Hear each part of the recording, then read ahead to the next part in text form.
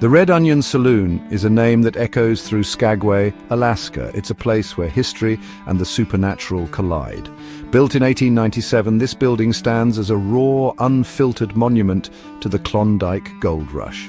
This was a time of chaos, a time of desperation. Thousands of stampeders flooded this remote town, all chasing the dream of gold.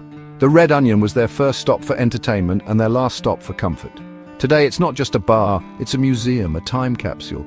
Visitors walk the same floors as the gold miners and the women who worked here, feeling the intense energy that has never left.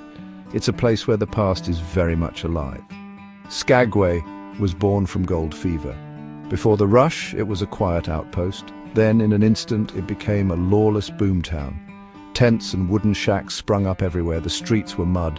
The air was thick with the smell of ambition and despair. The Red Onion Saloon was right in the middle of it all. It was one of the finest establishments in town, offering liquor, music and companionship. For the lonely, exhausted men heading to the goldfields, it was a beacon of light. In a harsh, unforgiving world, the saloon saw everything: fortunes made, fortunes lost, and lives changed forever. This building absorbed all that raw human emotion. The design of the Red Onion was smart. It was strategic. Downstairs was the bustling saloon. It had a long wooden bar, a piano and tables where men could drink and gamble. But the real business was upstairs. A narrow staircase led to 10 small rooms called cribs. This is where the hostesses worked. These women were the heart of the Red Onion. Their lives were incredibly difficult. They worked long hours, serving drinks and entertaining clients, often in dangerous conditions. For them, the saloon was both a source of income and a prison, a place of survival in a town built on risky dreams and quick money. Life inside the saloon was a constant whirlwind of activity. The sound of piano music mixed with loud laughter and shouted arguments. The smell of whiskey, cigar smoke, and cheap perfume filled the air. The women, dressed in fine gowns, would use a unique system to signal their availability.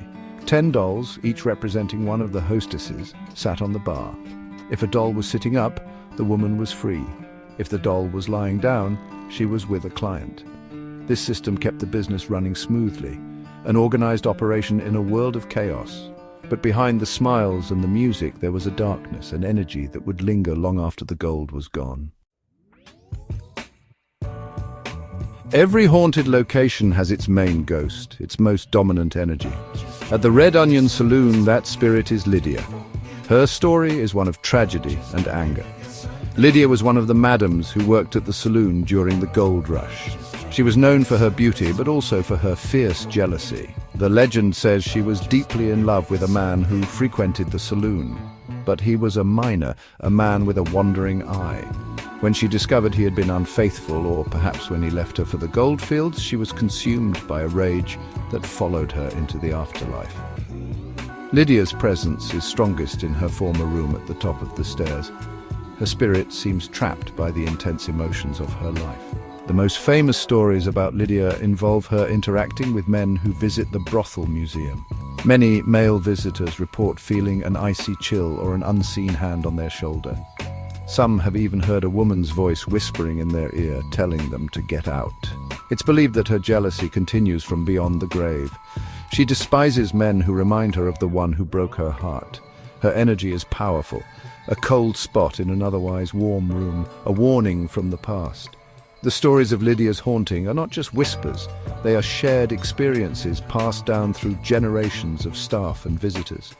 Employees have reported seeing a full-bodied apparition of a woman in a dark dress gliding down the upstairs hallway before vanishing completely. They hear footsteps on the stairs when no one is there. Objects move on their own. Doors that were closed are found wide open. One of the most common experiences is the strong, overwhelming scent of perfume that appears out of nowhere, a signature sign that Lydia is making her presence known. It's a sensory overload, a clear message from the other side. Lydia is not the only spirit said to roam the Red Onion, but she is the most active. Some believe there is another female spirit, a more benevolent one, who looks out for the women who work there today. There are also reports of a male entity and even the spirit of a child. But it is Lydia's story of heartbreak and anger that defines the haunting. Her energy is possessive. She still sees the saloon as her domain. She is the ghostly madam forever watching over her brothel, her jealousy and sorrow creating a permanent psychic scar on the building. Her legend is a chilling reminder that some emotions are too strong to die. The Red Onion Saloon is a magnet for paranormal investigators. We are drawn to locations with this much history, this much emotion. I've investigated many places like this, and the Red Onion has all the classic signs of a residual haunting and an intelligent one. Investigators, including our own team, have captured compelling evidence here. We use equipment like digital recorders, EMF meters, and thermal cameras to document phenomena that can't be explained. We have captured EVPs, electronic voice phenomena of a woman's voice. In the silence of the night, our recorders have picked up whispers that were not audible to the human ear at the time.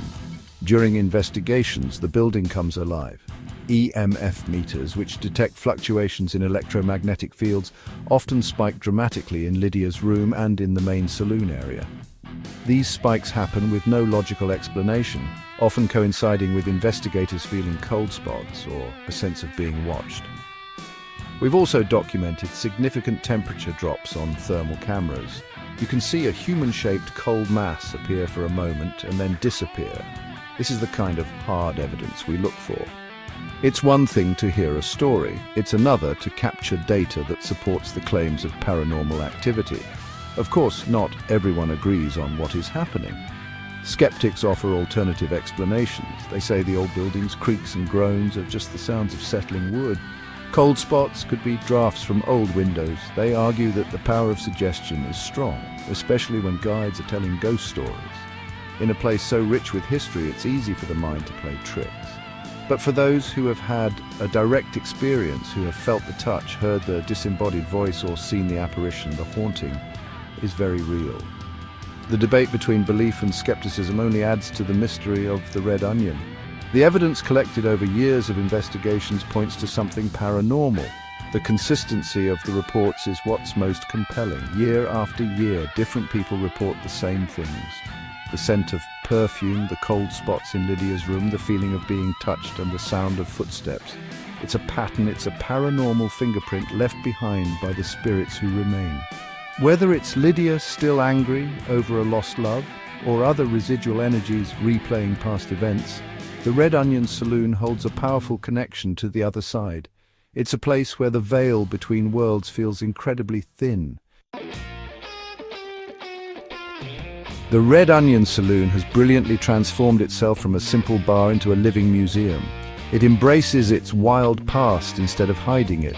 When you walk in today, you are immediately transported back to 1898. The bar is still serving drinks, but the main attraction is the history. Guides dressed in period costumes, looking like the madams of the past, lead tours of the upstairs brothel. They don't just recite facts, they tell stories, they bring the history to life, sharing tales of the women who worked there, the struggles they faced, and the legends they left behind. This is not just a tour, it's an experience. The Brothel Museum tour is the heart of the Red Onion's modern identity. Visitors are led up the same staircase that thousands of miners once climbed. The rooms are preserved, filled with artifacts from the era, old beds, wash basins, and personal items that might have belonged to the women. The guides are careful to present the stories with respect and sensitivity. They explain the harsh realities these women faced, highlighting their resilience and spirit.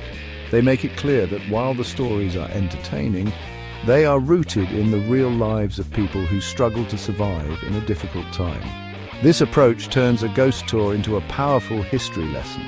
The cultural impact of the Red Onion Saloon and its ghost lore is huge for Skagway. The Legend of Lydia has become a cornerstone of the town's tourism industry. People come from all over the world not just to see the beautiful Alaskan scenery, but to hear these haunted tales.